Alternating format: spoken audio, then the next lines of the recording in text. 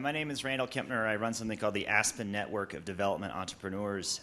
It's a group that promotes entrepreneurship as a means to promote sustainable development in emerging markets.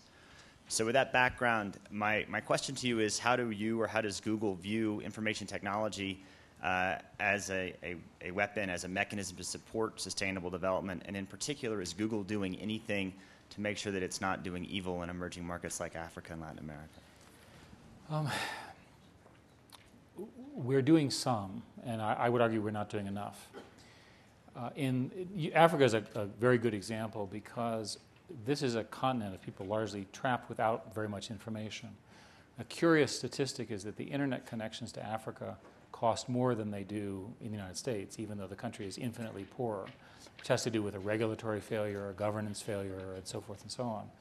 So we've been working very, very hard to build what are called proxy caches that you can put in the countries, accelerate the local access. We're also doing things, most people who are in very, very poor situations have mobile phones, which is a great accomplishment. Right? The rough number is somewhere between 3 and 3.5 billion mobile phones in use today.